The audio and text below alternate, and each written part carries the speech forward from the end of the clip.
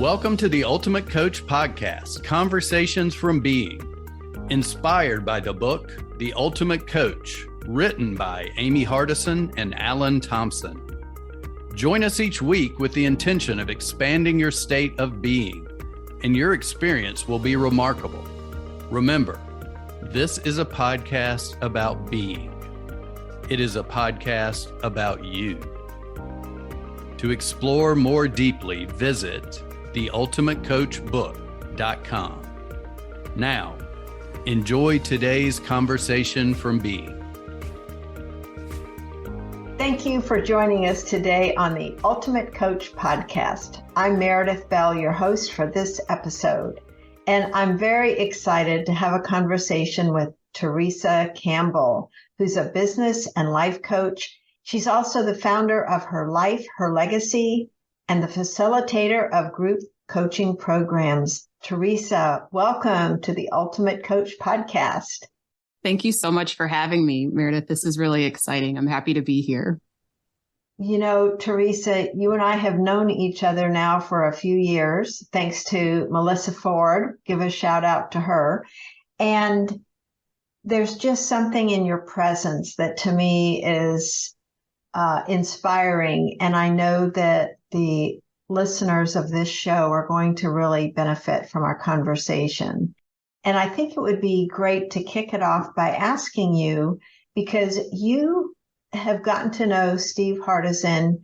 You scheduled a Be With session with him. And I would love for you to talk about how did you learn about him? And then what did you do in preparation for that session with him? Sure. Kind of capsulize what happened during and then afterwards. Okay. So how did I learn about Steve? To be honest with you, Meredith, I've always been one of those people who, when I learn from one person, I'm always looking at, well, then who did he learn from? And then who did he learn from? And then who did he learn from? So in 2011, I hired my very first life coach, a guy named Jacob Sokol. And I remember just really enjoying like what I was learning. And I learned at the time, his coach was a guy named Brian Johnson. Brian Johnson was being coached by Steve Chandler. Steve Chandler was being coached by Steve Hardison. And then it appeared like, the buck stopped there. So I knew at that point that I needed to learn from Steve Hardison, but that was back in 2011. And it wasn't until 2015 where I had the courage, if you will, to reach out and friend him on Facebook. And it took about 3 years of him just serving and loving and gifting me audios and books and programs through direct message. When I finally turned around and decided, you know what? Well, I actually didn't decide. I was nudged because, as you know, my work is really focused on listening. And that had been something I've been practicing diligently since 2011. And the day came after I had continued my coaching journey and work on myself and building my practice, where I said, okay, there's a missing piece to this puzzle. I don't know what it is. So I got still and I got quiet.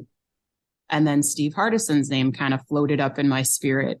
And I said, okay, well, it's time to reach out to him. It's time to connect. And I don't even know why. I don't even know what it is, but I was prompted to reach out to him. So that's really how this started back in 2011, just knowing that I would want to learn from him and then essentially waiting and asking and listening when it felt like I didn't know where to go next. Mm-hmm. So when did you decide what it was you wanted to talk with him about in that session with him? When I reached out to him, I want to say it was about 8 or 9 months before I actually met with him. So I didn't know. All I knew is that I had, 8 to 9 months to figure out what we were going to talk about. And in addition to that, he also gave me like 13 different homework assignments to do over the course of 8 months. A bunch of books to read, articles to read, his website to read. So there was a lot of work that was happening between that initial reaching out, having the conversation, and then getting to the Be With. So by the time 8 or 9 months rolled around, I was really clear that there was like, I felt like I was missing a piece to the puzzle. I knew that I wanted to become more of myself. I knew I wanted to become more of myself. And even though I didn't really know what that meant, because I journal, I could go back and see that I was curious about bringing my full self, meaning the spiritual part of myself, to my life and to my work. So I wanted to talk about that. And I had no idea what my question even was. And I just knew I was only going to have 2 hours. So I wrote him a letter so I could stay focused and clear and not kind of veer off on things that I could at the time work with Melissa Ford on. So I knew that there was this thing I didn't have words for. And that's how I narrowed it down.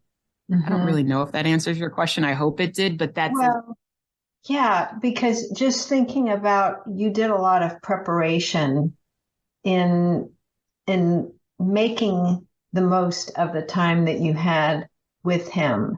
And so without going into necessarily the content of what you covered with him, when you left there, either how were you different or how were you thinking differently about yourself and about what you wanted to do?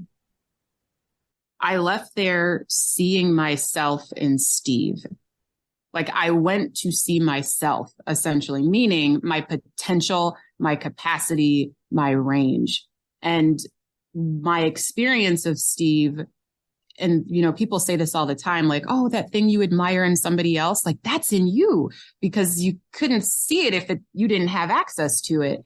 And what I experienced in that session was pure love. And then I also saw a willingness to be very gentle and loving and nurturing, all the way to like yelling, like passionate, like very, very clear, like you will get this before you leave this office. I'm willing to die for you to get this message. Like that was the experience of it. And the reason that was so important for me, specifically as a Christian, I later had somebody reach out to me because they saw Christ in me. And as anybody knows Steve's declaration, I'm a disciple of Jesus Christ, that is one of mine as well, right? At the time.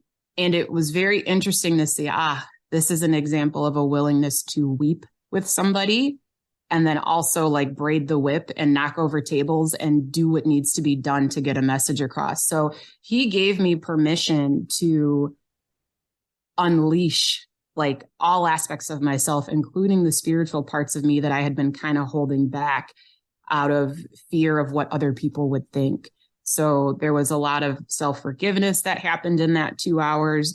There was a lot of like a physical demonstration of who I am and what I have the capacity to create in 2 hours with another human being. And that he gave me permission to unleash that in the world. And then my year-long group coaching program after that has been called Unleashed up until now. So it was wonderful to have an example of what was possible, like right in your face. Mm-hmm.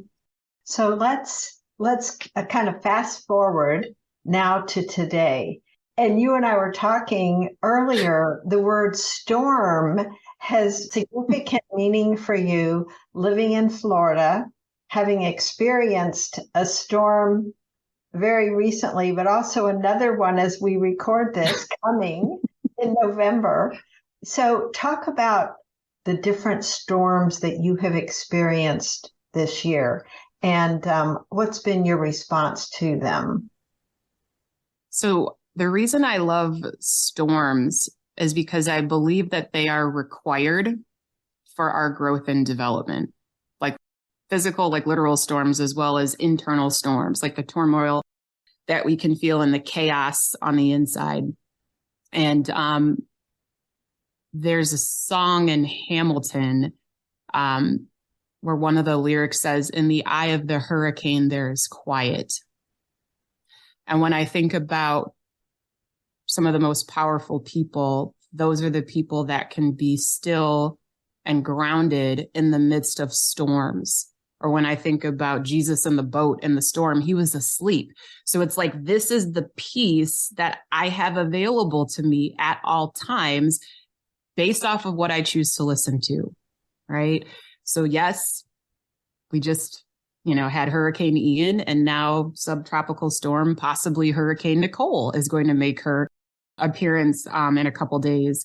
And I'm hosting a 3-day retreat with clients that are flying in from other parts of the country. And 2 of the days we're going to different venues. And it's like, okay, well, we just wrapped up my 8-year-old's birthday party, and I'm thinking, oh, this is going to be a great week. We're going to finalize these details for what was supposed to unfold, right, in my creation of this experience. And now it's this willingness to surrender and have a plan B and be okay with what is and continue to move forward with joy and that sense of peace versus, oh my goodness, what are we going to do? This is horrible. This is not how I imagined it. We can't go to the gardens. Like all of the past kind of programming, or one would say like victim mindset of like, why is this happening to me? When am I going to get a break? All of that. And, and now it's like, well, no, like everything happens for me. Everything, even the things I don't like, every storm is for me. Mm-hmm. If I'm willing to slow down and listen for how this is happening for me, not to me, and how this is going to create an even more transformational experience, how I show up, who I'm being moment to moment as I communicate with the events team, as I communicate with the attendees, as I navigate canceled flights and all the different things, and help people to still feel like even if they miss a day, they're a part of it. So hopefully that aligns. Yes. Well, I think that there's a lot in what you said there that I think are lessons for all of us. Getting to the point where we truly see see everything that happens as being for us is huge. And I'm curious because I know how listening is such an integral part of who you are, listening internally as well as listening to others. Let's talk about how you have learned how to listen to that inner voice, to the messages that you've gotten that you feel that you need to really pay attention to, and differentiate your own feelings that you might have from the true message that you want to hear. Mm-hmm. So I love that you said like differentiating your feelings from the true message, right? So there's often times when we are triggered or when we're offended or when something happens that's not the way we wanted it to go or wasn't what we were expecting or we're disappointed. There's a listening that's taking place in the disappointment and the sadness and our humanity of the experience, meaning our reaction to it. And for me to distinguish between the two, it comes from number one, understanding that my ego will most often speak first. It just does because I'm a human. I don't have to, I think we've talked in the past about how I picture thoughts going by as trains, like little train cars, and I allow them to move through. I allow them to move through my nervous system. And then I wait for the listening that would be really useful for what it is that I would love to create, given the circumstances. So I can't stop my thoughts. I can't shut off the conditioning from, 30 some odd years of being programmed in a particular way. Now, what I can do is be conscious of what's happening as that energy moves through my nervous system, allow it to do that, and then respond, because there's always that space. So when a storm comes, or maybe if it's not a storm, maybe things aren't feeling easy, or maybe things are like kind of like this isn't coming together, or I might be feeling overwhelmed. I might have the physical response first, like this is hard. And I think I can share with you around this time last year, when I was getting ready to launch the group coaching program again, it wasn't feeling easy and it was feeling challenging. And my, members of the community were like, what's the theme for next year? And when is it going to start? And can we sign? There was all of this energy around it, but there was something in me that was saying, stop. And if I'm not willing to listen to either the physical reaction that says stop, just to understand what's going on over there. So ultimately, I've always believed that listening is the highest form of love. And if I'm willing to love myself, I will listen to the part that says stop. I won't keep trying to push forward. And when I do that, every time I've done that, I've gotten very clear on what's trying to get my attention, right? So at that point in time, it was my coaching practice. It was saying, hello, your business is called Her Life, Her Legacy. Look at the past 8 clients you've enrolled. They're all men. Hello, right? It's like, hello, you have someone who's asked for your support and they have a terminal illness. You've never engaged in that way before. Hello, right? So I'm over here like, oh, I should just, do this and we're going to do Unleash. And it's like, that's not listening to the voice that's like, hey, you've got this going on over here. Hey, you notice all these guys that you're supporting? Hey, here's another one that wants you to help him to be more like Jesus. So it was like, you asked, like, how do I learn to listen to that? For me, there's resistance. If I'm experiencing resistance, then I want to go look over there. I want to go listen to what's going on over there. Because you're right. I probably don't want to hear, we're not going to do Unleashed in this calendar year. I don't want to hear that, right? You're going to go tell your clients, hey, we're going to take a pause, and you're not going to know how long that is. I don't want to hear that. I didn't want to hear a lot of that stuff, but I knew for my growth and development, let's go look at this storm and identify where you need to do some work, young lady. Right? So that's how it shows up in me. There's resistance. Said there, Theresa, that to me are writer downers for people. And one of the most important, I love your own growth in learning to not just pay attention to, but stop or pause, really hear what is being communicated to you. And that's huge. The other thing you said that I just wrote down because I love it so much, listening is the highest form of love. 100%.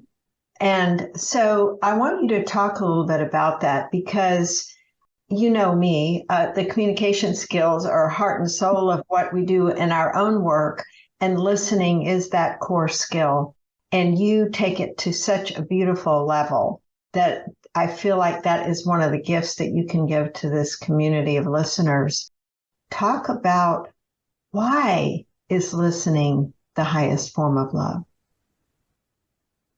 Listening is the highest form of love because when we're truly loved, we often feel seen, we often feel heard, and we often feel safe and not judged. So part of the reason being with people and their pain and their suffering and their joy and in their just neutral state, not judging them, listening to them, seeing them, hearing them, that's love. And oftentimes we don't even love ourselves enough to listen to that part of us that has the resistance. I shouldn't say we don't love ourselves enough. We're not conscious that that's an opportunity. So I want to listen to the light in me as well as the darkness in me, because no part of me is not welcome here, period. So and that's how I am with other people. It's like, it doesn't matter what you have going on. You can share that with me. There will be zero judgment. You can talk I've had clients later who've said, hey, can we just sit in silence together for the next 40 minutes? And when that first happened, I was like, this is a coaching session. But what I realized was like this individual who asked for that, and others have asked later, want to experience feeling the presence of somebody, themselves included, that's not judging them, that fully sees them and that fully hears them and is not interrupting them, is not inserting their own opinion or offering anything other than just a space for them to be. And that's why I think a be with is so powerful, because you can be who you are and all of you is welcome, not a single part of you. And that's love. So if every part of you can be listened to by yourself, by another, or by God, that's love. Love is always in the room, but are you willing to hear it? Yeah, that's so important. And I think this whole listening to ourselves, because the contrast between doing and being, we get so busy doing things that we don't slow down enough to just be. And there's a word that you used in an earlier conversation that I really want to dive into, because for you, the word unfold has come a very important and deep meaning. And I would love for you to talk about that. Yeah. So where I am in my journey, everything continues to unfold. There was a part of my journey where I intentionally, consciously created what was unfolding, or so I thought. But we're constantly, like, life is happening whether we do anything or not. Like, we're sitting here, hair is probably growing, nails are life is happening, right? Whether I do anything or not. So for me to be someone who allows life to unfold and chooses who I'm going to be in the unfolding, that has actually served me more and has allowed me to move and navigate through every storm with a greater sense of peace. What's the distinction you make between unfold and create? Unfold, so a circumstance unfolds, and then I decide what I would love to create. For me, that's how I've approached it. So I can have desires, I can see something over there that I would love, and given who I'm choosing to be, which is somebody who is fully surrendered to God, then my will is also surrendered to God. So I might still desire that thing over there and move towards it, understanding that it's all going to unfold as it should. There's no mistake that I ended up in a be with session with Steve. There's no mistake that, like, you and I are having this conversation. We laughed before we got on here because you're like, oh yes, let's talk about storms. And here it is, hurricane, tropical storm, Nicole, she's on her way. Right. So it's like, there's an unfolding that's already happening, regardless of what I want to happen, or, you can't make some of this stuff up. I do think, look at the synchronicity, and I'm willing to create from what unfolds, meaning my state of being, my response, more love, more compassion, more forgiveness, more grace. And from that place, so much more creativity and power and wisdom can flow.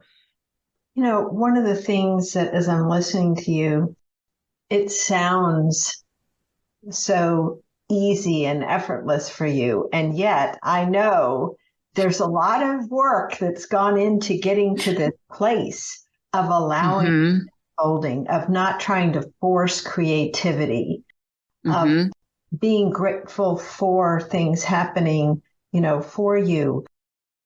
What are some of the processes or events or whatever you want to describe that have allowed you to get to this place? What was it like before, and what did it take? What it was like before was really believing what I call non-useful listenings, or the thoughts that we have about ourselves that are not useful. So before, life was really heavily experienced through my story, personal story. So programming, conditioning, a story of struggle, a story of things always having to be hard. Like, it was a challenge to get into grad school, and it was a challenge to start the coaching practice. And it was a challenge being one of the first African-American, children, families in an all white and affluent community, right? Where we weren't wealthy. So it's like, what parts of my story was I constantly listening to, constantly me retelling, right? As where different wasn't necessarily good, right? So what parts of my story was I continuing to live into that made life hard? And would I be willing to forgive them? Would I be willing to surrender those aspects, like surrender that part of the story, or to even just transcend it in the name of creating love, trust, connection, abundance, all of it? But I had to get out of the stories that I was telling myself that were not serving me. And when I was able to identify kind of like those core wounds, if you will, or those core stories, when I move through life, if I am triggered or if I get offended or if something happens, when I slow down and listen, I can say, oh, yeah, that's that childhood wound of like not being seen, right? Middle child stuff. Or you're the only Black person in the room, you better not make a disturbance. Like those types of stories that were very heavy, but they move with you until you're willing to bring them into the light. I don't remember who said it, but there's that quote, maybe it's Nietzsche, who says, until you make the unconscious conscious, it will direct your life and you will call it fate. We can Google it after the podcast.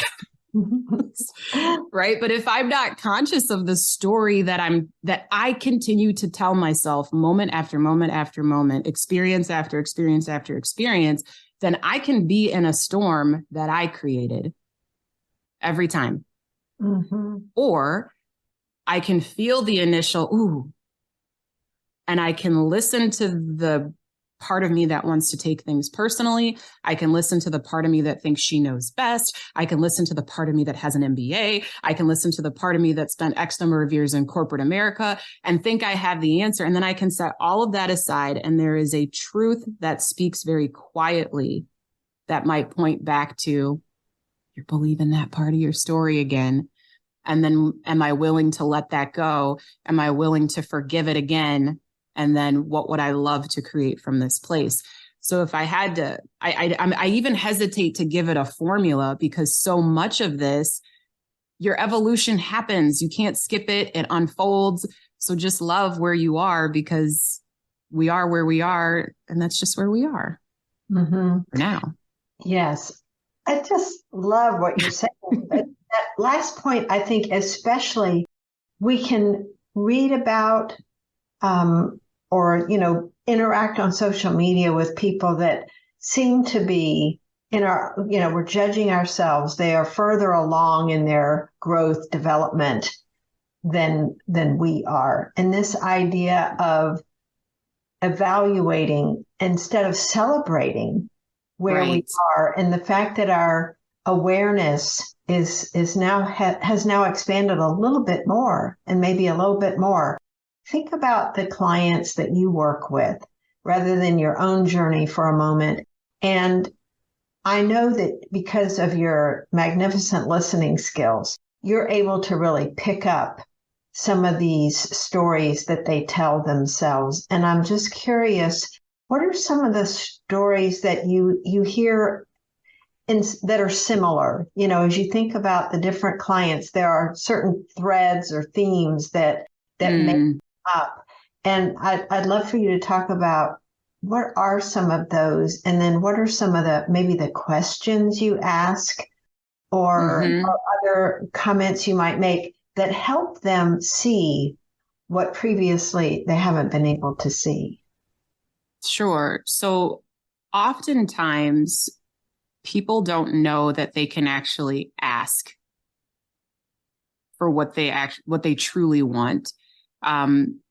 Oftentimes there is this dance that is done, meaning I'm going to show up in this particular way. I'm going to do all of these things other than directly ask for what it is that I would love. And oftentimes we don't ask and we don't receive because we're not willing to ask. But there's something that stops us from asking for what we desire in our relationships and our career and all these different areas of our life.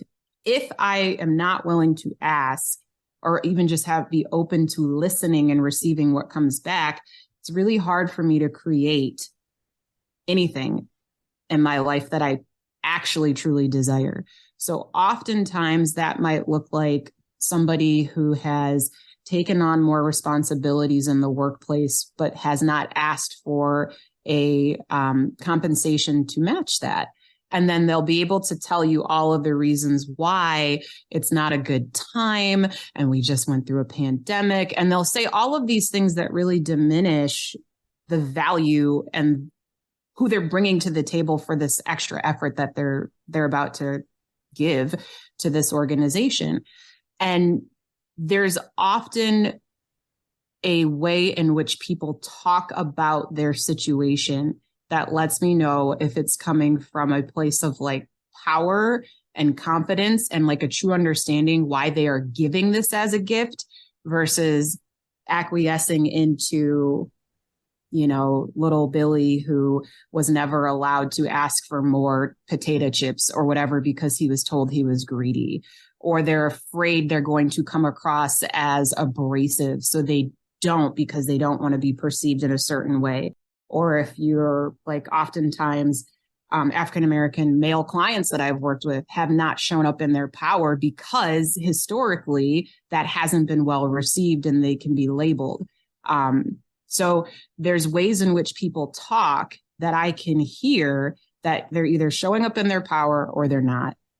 And it's often in like tonality. It's often in what I witness if I'm with them in person, just how they talk about it, like their body language. So it's usually a lack of confidence from a non-useful listening from their childhood that actually made sense and helped them to get to where they are today, but does not serve them going forward. Are there specific questions that you ask in situations like that invite? I know you're not judgmental in any way, so you extend invitations to people. So, right. Just in terms of somebody that might want to explore their own stories, their own reasons why, what may be driving them to behave certain ways today that aren't serving them well. What are some questions they might ask themselves?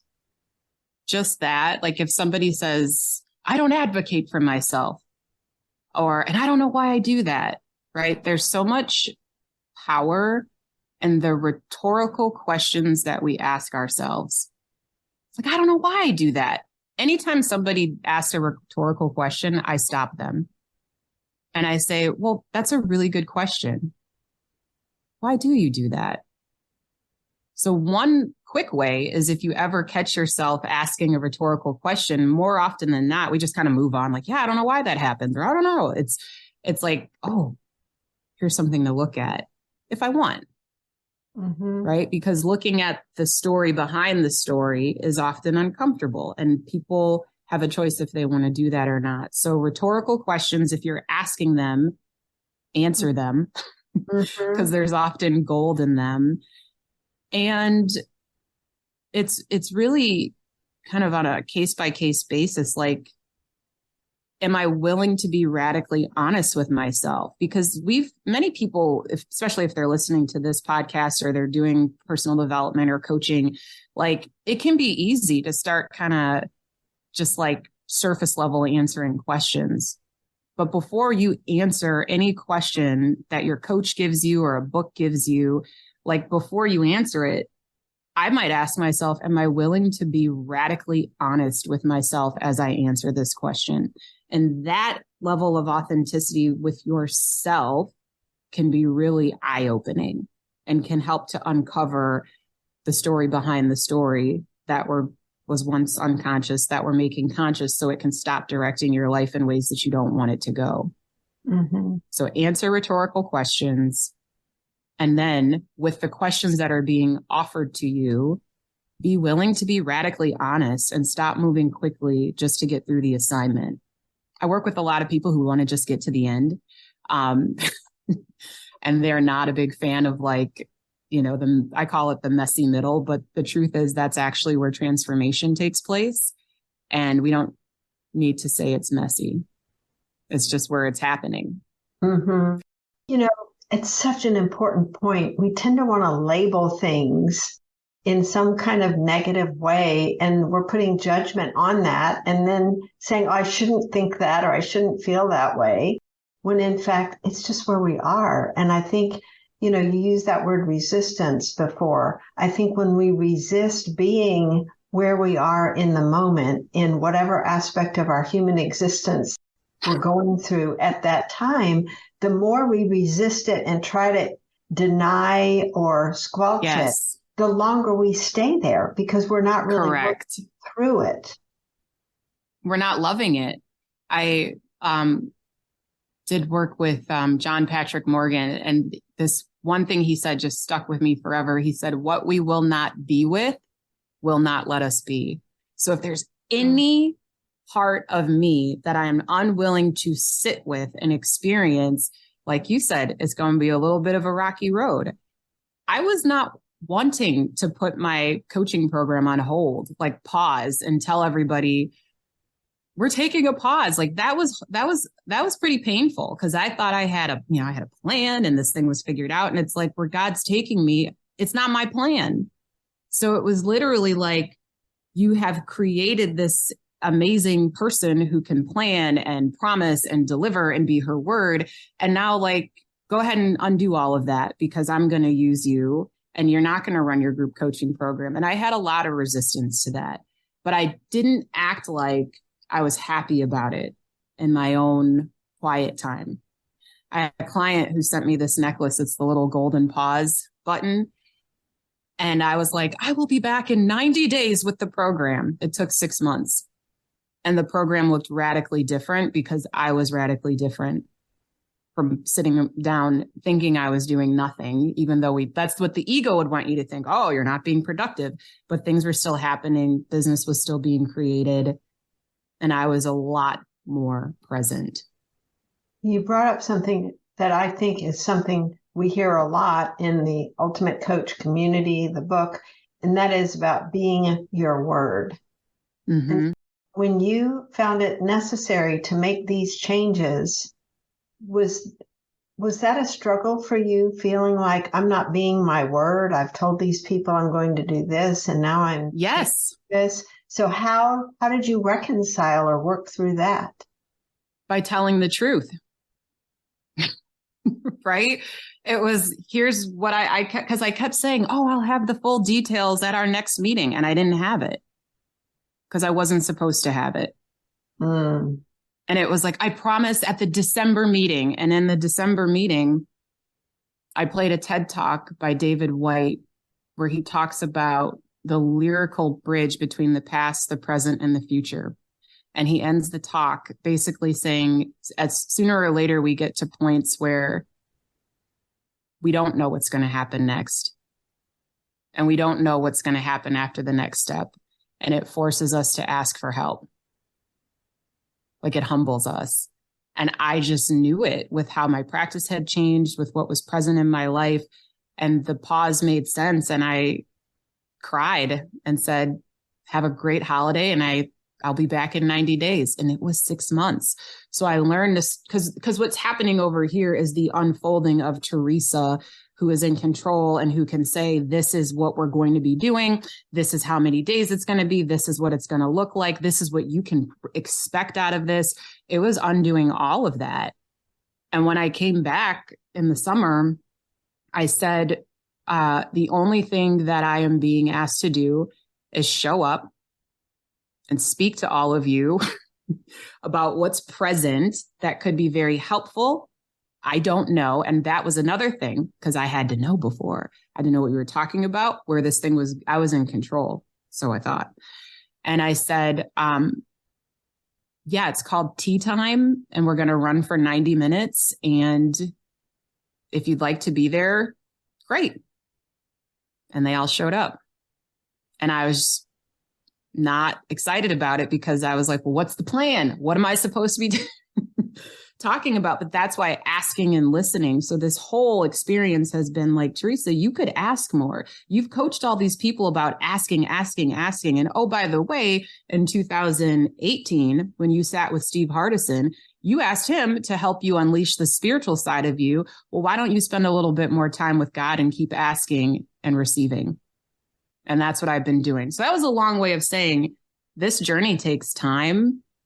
We need to get out on the court and play and try and fail. And you will get to points where you do not know what to do. And that's why asking and listening is so powerful, especially when you don't want to hear what you're being asked to do.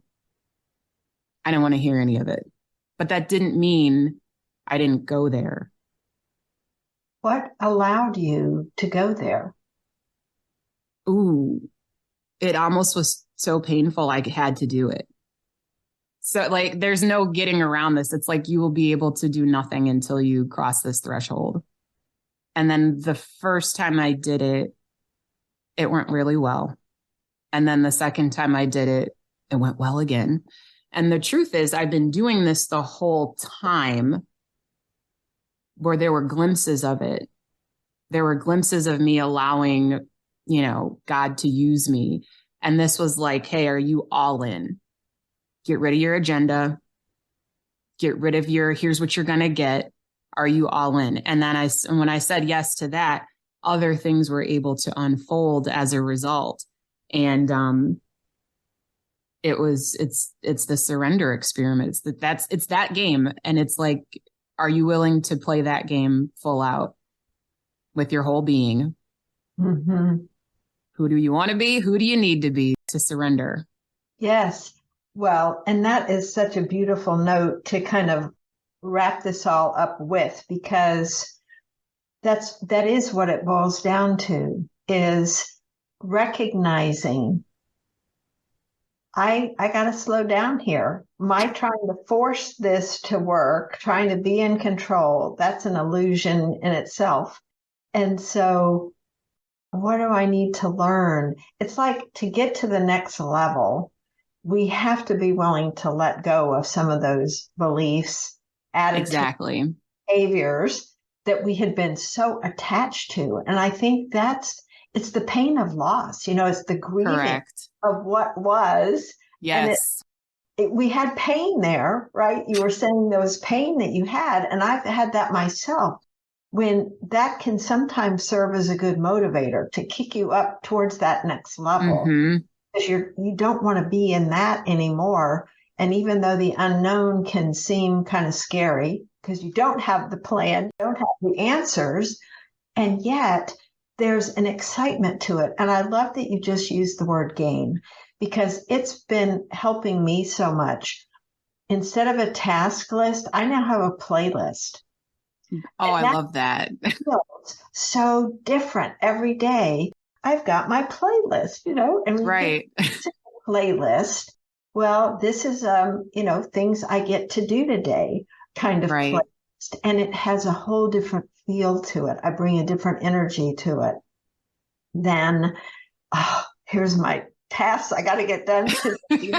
Heaviness to that. So yeah. I think that the use of the word game is a really good and important one, because of what it can conjure up for us if we allow it. If we allow it. And it's being willing, like I mentioned, like I had to listen to like the little teen angst side of me that was like, why would you make me so organized and productive to take that all, right? Like I had to acknowledge that voice was in there, but you're right. It's like, we have to be willing to let go to play a different game. Like that identity served until it didn't. So now who do I get to be, right? Who do I want to be? Who would I love to be in this game of surrender that I'm playing? And it's like every day I feel like I wake up and it's like, here's your challenge, should you choose to accept it, right? And I can decide like, okay, yeah, I'm all in. And I know because I've asked. So am I willing to wake up every day and say, okay, God, what would you have me to say to this person? What would you have me to do? And every time there's resistance, I'm like, this is where we're going, because there's resistance. There's something for me to learn here about myself, about love, and about life. And if I can learn, then I can really be of service because I can continue to share what it is that I'm learning. Mm-hmm. And that's all that's, at least in this season, being requested of me in the highly uncomfortable season of surrender. Thank you for sharing this season. Thank you for inviting me to.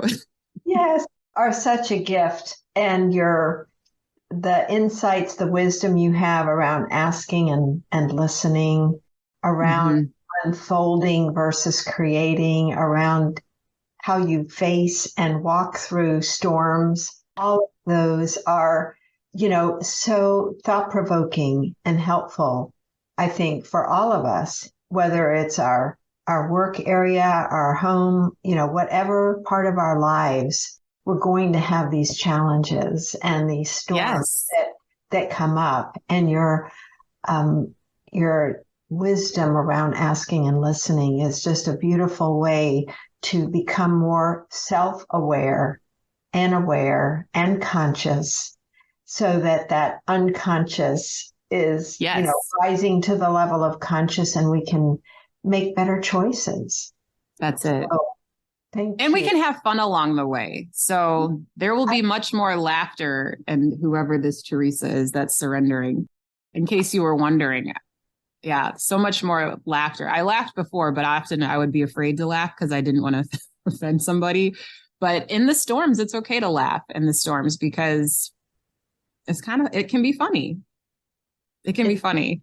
Yeah, it depends how you look at it. I know. So, Theresa, tell people how they can connect with you. Where are you on social media, and how can they learn more about the work that you're doing these days?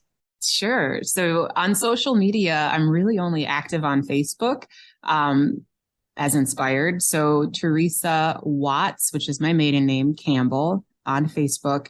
And then you can just reach out to me through my website, which is herlifeherlegacy.com. If you want to connect that way, you can just shoot me a message and we can connect. And if you'd like to join a tea time, just let me know in your message and you'll be invited to the next one, where I show up and talk as Inspired. And I can guarantee folks that they will get additional inspiration beyond what we covered today. Thank you, Theresa, for who you are being in the world. Thank you, Meredith. Thank you so much. I love you. I love your work. And thank you for letting me to share at this stage of the journey that's not exactly comfortable, but it is exciting. Well, it's real. And that's what we want to bring, I think, to our listeners, because that's a part of the human experience, is being real with where we are. So you brought that beautifully today. Thank you. Thank you. Thank you for listening. If you know someone who would benefit from today's conversation, please share this podcast with them. Also, we invite you to visit theultimatecoachbook.com so you can continue your personal exploration of being.